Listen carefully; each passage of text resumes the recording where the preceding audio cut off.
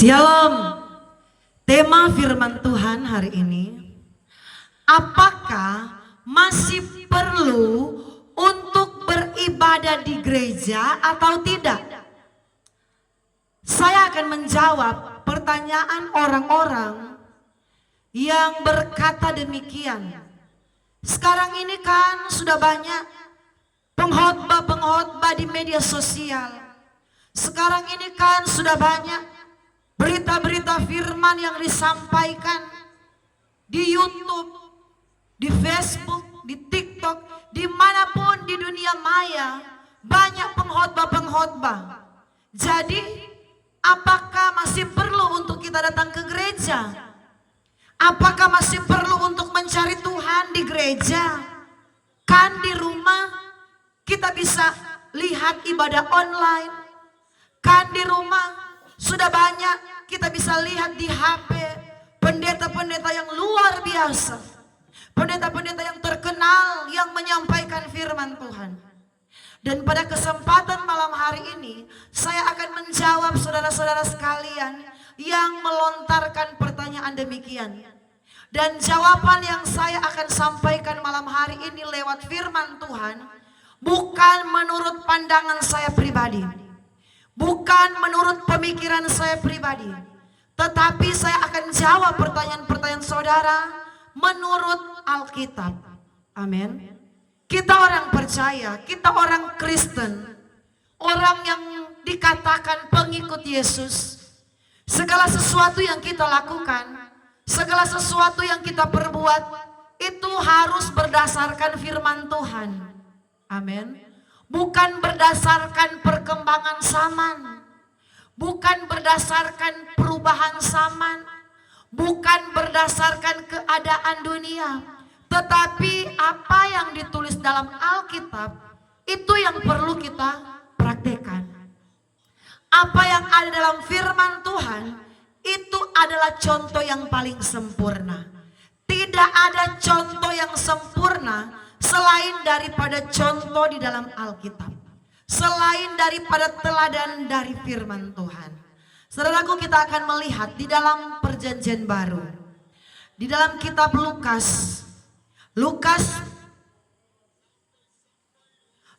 pasal 2, kita akan membaca firman Tuhan yang akan menjadi jawaban, yang akan menjadi perenungan kita di hari ini tentang berkembangnya perkataan-perkataan orang yang berkata bahwa sekarang ini apakah masih perlu, apakah masih harus untuk datang di gereja atau di rumah saja.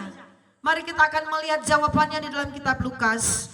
Saya sudah siapkan saudaraku ada beberapa ayat firman Tuhan supaya kita punya fondasi yang kuat di dalam mengiring akan Tuhan. Kita tidak gampang diombang-ambingkan oleh pengajar-pengajar sesat. Kita tidak gampang diombang-ambingkan oleh orang-orang yang mengaku dipakai Tuhan, tetapi apa yang mereka sampaikan sebenarnya tidak sesuai firman Tuhan. Lukas pasal yang kedua, ayat yang ke-46 sampai ayat yang ke-49. Lembaga Alkitab Indonesia memberikan judul Yesus pada umur 12 tahun dalam bait Allah. Lukas pasal 2 ayat 46 sampai 49. Ayat 46 saya baca. Sesudah 3 hari mereka menemukan dia huruf besar berarti Yesus. Mereka menemukan dia dalam bait Allah. Ia sedang duduk di tengah-tengah alim ulama sambil mendengarkan mereka dan sambil mengajukan pertanyaan-pertanyaan kepada mereka. Ayat 47. Dan semua orang yang mendengarkan dia sangat heran akan kecerdasannya dan segala jawab yang diberikannya. Dan ketika orang tuanya melihat dia, tercenganglah mereka. Ini ketika Yusuf dan Maria melihat Yesus, ketika dia berumur 12 tahun ada di bait Allah, mereka tercengang. Lalu kata ibunya kepadanya, ini kata Maria kepada Yesus, "Nah, mengapa engkau berbuat demikian terhadap kami? Bapamu dan aku dengan cemas mencari engkau." Ayat 49. Jawabnya kepada mereka, "Mengapa kamu mencari aku?" Yesus menjawab Yusuf dan Maria, "Tidakkah kamu tahu bahwa aku harus berada di dalam rumah Bapakku?" Kita berhenti sampai di situ. Saudaraku, ini ceritanya di mana ayat pertama kalau kita baca, Yusuf dan Maria pada saat mereka di Yerusalem, mereka kebingungan mencari Yesus itu ada di mana ya? Ini Yesus, tuh orang sudah putar-putar, mereka sudah putar-putar cari belum ketemu. Ayat 46 dikatakan, sesudah 3 hari mereka akhirnya menemukan Yesus. Ketika mereka menemukan Yesus, ternyata Yesus ada di bait Allah. Bait Allah itu apa, saudaraku? Bait Allah itu rumah Tuhan. Bait Allah itu apa? Itulah gereja. Gereja di mana engkau beribadah.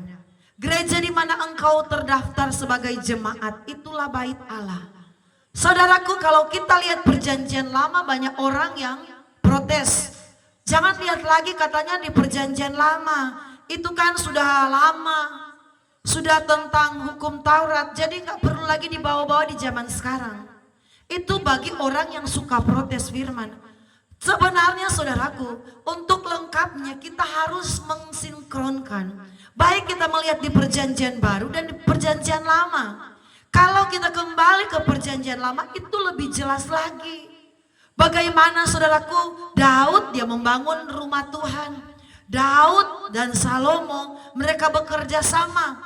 Walaupun yang mengerjakan pembangunan itu adalah Salomo, tetapi ide untuk membangun bait suci atau gereja atau rumah Tuhan itu dari Daud. Dan saudaraku, ketika Daud berinisiatif untuk membangun rumah Tuhan, itu sangat berkenan di hadapan Tuhan. Sangat menyenangkan hati Tuhan. Saudaraku, ini hanya sekilas kecil ya. Kalau kita melihat di perjanjian lama. Tetapi saudaraku, untuk sekarang, mari kita lihat di perjanjian baru. Itu perjanjian lama, itu saya cuma sentil sedikit. Belum kalau kita lihat bagaimana tentang Musa, mendirikan tabernakel Musa. Tetapi kita cuma lihat sedikit saja tentang pembangunan bait suci, pembangunan rumah Tuhan atau gereja yang dibangun oleh Salomo. Walaupun inisiatornya ialah Raja Daud. Itu sebagian kecil. Berarti gereja itu sangat penting. Amin. Di waktu perjanjian lama sudah jelas mencatat bagaimana Tuhan senang ketika ada orang yang membangun rumah Tuhan. Bahkan kalau saudara perhatikan, baca baik-baik bukan hanya di kitab Mazmur. Bagaimana orang datang ke bait suci itu dengan sukacita, mempersembahkan korban puji-pujian kepada Allah di rumah Tuhan dengan sukacita. Karena apa? Rumah Tuhan itu adalah rumah persembahan. Persembahan korban puji-pujian. Bahkan pada waktu pentabisan rumah Tuhan, ini hanya sekilas saja. Waktu pentabisan rumah Tuhan yang didirikan oleh Salomo, di situ Tuhan berkata, mulai hari ini aku akan mendengarkan doa-doa yang dinaikkan dari tempat ini. Itu waktu pentabisan bait suci, pentabisan gereja. Mengapa Tuhan bilang, saat ini aku akan mendengar doa-doa yang naik dari tempat ini, dari bait suci. Karena apa? Bait suci itu ternyata sangat menyenangkan Tuhan. Jadi itu masih di perjanjian lama, bait suci itu betapa pentingnya dengan kehidupan orang Kristen. Sangat penting. Bahkan di zaman modern pun seperti saat ini, orang berkata yang di mana-mana kita bisa melihat khotbah, di mana-mana kita bisa mendengar firman Tuhan, di rumah pun kita bisa melihat siaran khotbah lewat media sosial. Apakah masih perlu untuk kita beribadah? Saudaraku, jawabannya tadi, Yesus saja ketika dia masih remaja, dia sudah berada di bait suci. Saudaraku, apa yang Yesus lakukan? Kita perhatikan ya. Apa yang Yesus lakukan berarti itu perlu untuk kita lakukan. Amin.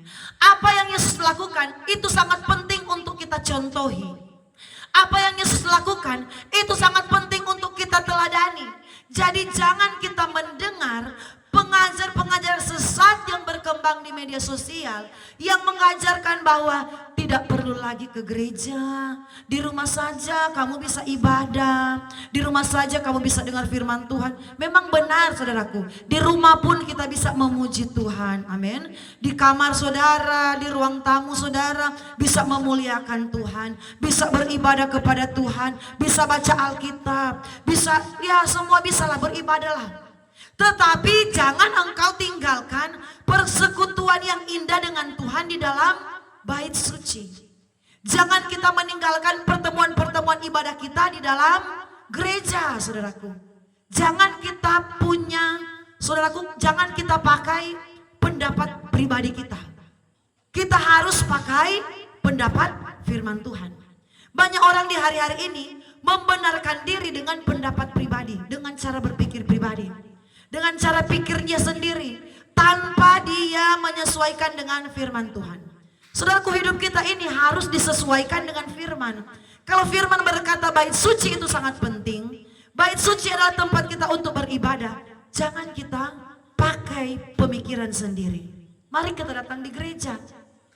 Di sini saudaraku firman berkata, ayat 49, jawabnya kepada mereka, mengapa kamu mencari aku? Tidakkah kamu tahu bahwa aku harus berada di dalam rumah Bapakku? Bahkan Yesus lebih menekankan bahwa rumah Tuhan, bait suci itu adalah rumah Bapakku.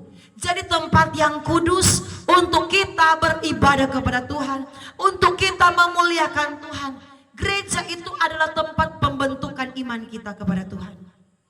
Bukan hanya kita mendengarkan khotbah di medsos, iman kita akan dibentuk. Tetapi di gereja itu tempat pembentukan iman kita. Di gereja itu melatih ketaatan kita. Ketaatan kepada pemimpin kita. Siapa? Yaitu pendetamu. Yaitu mungkin gembalamu. Yaitu pendeta yang melayani engkau. Di mana engkau berjemaat. Walaupun kamu berkata, saya tidak mau ibadah lagi di gereja. Pendeta saya itu banyak kekurangannya, begini, begitu, begini. Dia itu sombong, dia ini. Mungkin saudaraku memang sebagai manusia. Tidak semua pendeta itu, saudaraku, mempunyai kehidupan yang menurut pandangan kita itu baik. Ada kurangnya. Tetapi saudaraku, di dalam gereja, kekristenan kita sementara dilatih dalam hal ketaatan kepada pemimpin kita. Pendeta itu adalah wakil Allah di dunia ini. Pendeta itu adalah perpanjangan tangan Tuhan di mana kita bergereja. Meskipun dia punya kekurangan, topang pendetamu di gerejamu. Doakan dia kalau engkau lihat dia masih ada kekurangan. Kalau engkau lihat pendetamu, gembalamu masih banyak kekurangan, tugasmu ialah apa? Mendoakan dia. Kalau kita berpemikiran kita beribadah di rumah sudah cukup, berarti kita sementara bawa diri kita kepada zona nyaman. Tidak perlu lagi kita susah-susah datang di gereja. Tidak perlu lagi ada persekutuan. Saudaraku, ada 3 tugas panggilan gereja. Yaitu apa? Bersaksi, bersekutu, dan melayani. Bersekutu ini saudaraku berbicara tentang bagaimana kita ada persekutuan dengan Tuhan. Persekutuan dengan jemaat-jemaat Tuhan. Dengan kawan-kawan sekerja kita yang berada di rumah Tuhan, jemaat-jemaat kita harus perlu ada dalam satu persekutuan ibadah, yaitu kita terdaftar dalam satu gereja.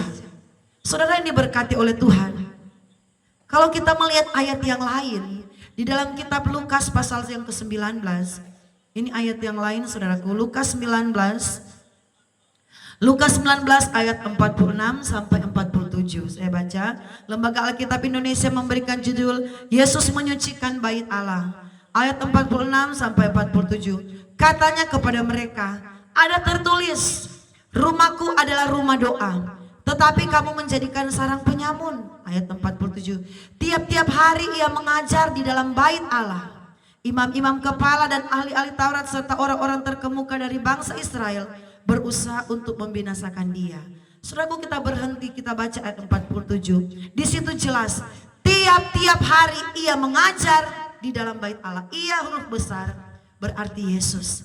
Yesus pun saudaraku, dia tiap-tiap hari ada di bait Allah. Dia mengajarkan firman Tuhan. Jadi betapa penting kita berada di bait Allah.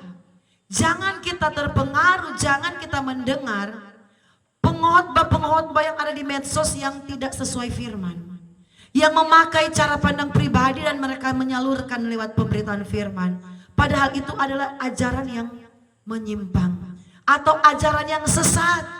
Memang benar di rumah kita bisa berdoa memuji Tuhan, di rumahmu engkau bisa mendengarkan khotbah dengan pendeta yang terkenal sekalipun, yang lebih terkenal dari pendetamu sekalipun, itu bisa kau dengarkan di rumah. Tetapi ada satu nilai ketaatan yang Tuhan cari dalam kehidupan kita, yaitu datang beribadah di bait suci, yaitu datang beribadah di gereja. Itu penting, saudaraku. Tuhan Yesus, Alkitab mencatat, tiap-tiap hari dia ada di bait suci. Tiap-tiap hari dia mengajar firman di bait suci. Sebab itu bait suci itu gereja. Kita perlu ada di dalam gereja, saudaraku. Bukan hanya kita mencari Tuhan di rumah kita. Silakan setiap saat kita mencari Tuhan di rumah kita, kapanpun. Tetapi jadwal-jadwal ibadah di gereja, mari kita cari Tuhan di gereja. Cari Tuhan di gereja adalah satu bukti ketaatan kita. Orang yang taat adalah orang yang beriman. Kalau kita berkata, saya beriman kepada Tuhan kok, saya rajin baca Alkitab, tetapi kalau saudaraku tidak ada ketaatan, itu berarti saudara tidak beriman kepada Tuhan. Ketaatan pembuktiannya itu yang Tuhan cari. Kita belajar taat, kita buang waktu kita siapkan yang terbaik untuk Tuhan, kita datang di rumah Tuhan. Saudaraku, di sini kita akan melihat ayat di dalam kitab Ibrani, ini lagi yang paling tegas. Ini tentang akhir zaman juga dijelaskan bagaimana orang harus ada di rumah Tuhan. Ibrani 10 ayat 25 saya baca untuk kita semua.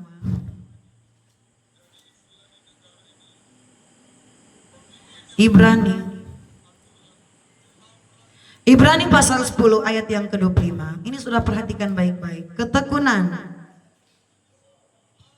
Janganlah kita menjauhkan diri dari pertemuan-pertemuan ibadah kita seperti dibiasakan oleh beberapa orang, tetapi marilah kita saling menasihati dan semakin giat melakukannya menjelang hari Tuhan yang mendekat. Saudara perhatikan, Alkitab berkata, ini sudah di kitab Ibrani, saudaraku. Jangan menjauhkan diri dari pertemuan-pertemuan ibadah seperti yang dibiasakan beberapa orang. Justru kita harus semakin mendorong, semakin menasihati menjelang hari Tuhan yang mendekat. Ini berbicara tentang akhir zaman yang semakin dekat. Kita ini tidak boleh jauh-jauh dari gereja. Pertemuan ibadah itu berbicara di mana? Pertemuan ibadah itu di gereja. Pertemuan ibadah komsel itu juga penting untuk kita hadir. Pertemuan ibadah rayon kah, ibadah week, ibadah ibu-ibu atau bapak-bapak, penting. Namanya pertemuan ibadah kita itu menjurus kepada pertemuan ibadah kita di gereja. Jadi bukan hanya ibadah yang kita lakukan di rumah kita sendiri, bukan hanya yang kita lakukan antara kita, suami kita, istri kita, anak-anak kita, bukan hanya persekutuan mesbah keluarga yang kita sebut ibadah, tetapi pertemuan-pertemuan ibadah kita. Karena apa firman berkata? Menjelang hari Tuhan yang mendekat. Jadi sebenarnya kenapa banyak orang sekarang ini menyesatkan kita untuk kita tidak perlu lagi beribadah? Karena memang iblis juga bekerja melalui, saudaraku, pendeta-pendeta palsu yang mengajarkan firman menurut cara pandang pikiran mereka, tidak ikut dengan firman Tuhan, tidak melakukan sesuai dengan firman Allah. Karena Alkitab berkata, ayat 25 saja sudah jelas, saudaraku. Ibrani 10 ayat 25. Janganlah kita menjauhkan diri dari pertemuan-pertemuan ibadah. Itu berbicara kita menjauhkan diri dari kita datang di gereja, kita mencari Tuhan di gereja, memuliakan nama Tuhan di gereja. Di gereja kita itu diajarkan banyak hal. Di gereja itu kita diajarkan mengasihi orang yang bersalah kepada kita. Karena di gereja itu bukan hanya diri kita sendiri dan pendeta. Ada orang-orang lain yang datang, mungkin di antara mereka ada yang menyakiti hatimu, ada yang gak suka denganmu. Tetapi justru disitulah kita diajarkan untuk mengasihi orang lain. Di situ kita diajarkan untuk mengampuni. Sebab itu Tuhan berkata, jangan kita menjauhkan diri dari pertemuan ibadah-ibadah kita. Jangan menjauhkan diri dari gereja di mana engkau berjemaat, saudaraku. Ayat selanjutnya. Tetapi marilah kita saling menasihati, semakin giat melakukannya menjelang hari Tuhan yang mendekat. Ini sangat penting ditekankan. Justru kita harus semakin mengajak, menasihati orang-orang yang malas-malas beribadah di gereja. Bahkan Alkitab bilang semakin giat melakukannya. Berarti saudaraku, bukan hanya sekedar giat di rumah kita, tetapi benar-benar kita mau datang di rumah Tuhan untuk melakukan firman Tuhan, untuk kita mencari Tuhan, saudaraku, untuk kita datang memuliakan Tuhan. di dalam bait-Nya yang kudus. Saudaraku, marilah kita semakin giat melakukannya menjelang hari Tuhan yang mendekat. Jadi menjelang kedatangan Tuhan, kita tidak boleh jauh-jauh dari pertemuan ibadah. Menjelang kedatangan Tuhan akhir zaman ini, kita justru harus banyak ada di rumah Tuhan. Di rumah Tuhan itu adalah tempat yang paling tepat untuk kita memuliakan Tuhan. Di rumah Tuhan adalah tempat yang paling tepat, tempat yang paling menyenangkan hati Tuhan. Sebab itu Daud pernah berkata, lebih baik 1 hari di pelataran Tuhan. Pelataran Tuhan itu apa? Di gereja, di bait suci, daripada 1000 hari di tempat yang lain. Jadi saudaraku, perbandingannya Daud memberikan satu gambaran bahwa lebih baik 1 hari di rumah Tuhan daripada mau santai-santai 1000 hari di tempat yang lain. Jadi rumah Tuhan itu adalah satu tempat yang sangat berkenan di hadapan Tuhan. Jangan saudaraku, kita berdoa di hari-hari ini supaya kita diberikan kepekaan oleh Tuhan. Saya berdoa untuk saudara semua supaya Roh Kudus menerangi hati kita, supaya kita mengerti kebenaran firman Tuhan. Kita tidak sembarangan telan. Manis jangan cepat ditelan, pahit jangan cepat dibuang. Jadi kalau ada pemberita firman yang sudah mulai membelokkan Injil kebenaran, mari kita berdoa, Tuhan, ini benar dari Tuhan atau tidak? Kita jangan semua karena kita berkata, wih yang bilang itu pendeta terkenal, yang khotbah itu pendeta yang luar biasa. Saudaraku, walaupun dia terkenal, tetapi kalau dia sudah melenceng dari firman Tuhan, berarti itu dia sudah mengajarkan hal yang sesat. Artinya dia sudah sesat. Sekalipun dia pendeta yang terkenal, sekalipun dia pendeta yang luar biasa, kalau dia apa yang diajarkan sudah tidak sesuai firman, berarti itu dia sudah sesat. Yang benar ialah kita ikut firman Tuhan. Mari saya berdoa untuk kita semua. Segala pujian, hormat, syukur kami naikkan kepadamu. Hamba-Mu berdoa bagi semua orang-orang percaya yang ada di seluruh dunia ini. Berikan kami Roh Kudus-Mu kepekaan untuk mendengarkan isi hati-Mu, mendengarkan firman Tuhan, supaya tidak ada firman yang dibelokkan, supaya penyesat-penyesat yang berkembang di hari-hari ini melalui media sosial, boleh Tuhan Engkau hancurkan di dalam nama Yesus, sehingga tidak ada pengajar-pengajar sesat yang membelokkan firman Tuhan. Berikan hati yang peka supaya kami benar-benar mengerti mana kebenaran-Mu dan mana yang bukan kebenaran firman Tuhan. Kuatkan terus iman kami supaya kami boleh semakin hidup sesuai dengan firman Tuhan, semakin menyenangkan hati-Mu. Semua yang menonton firman Tuhan ini sampai selesai, Tuhan memberkati, dan yang sudah like dan subscribe Tuhan memberkati. Dalam nama Tuhan Yesus, haleluya, amin.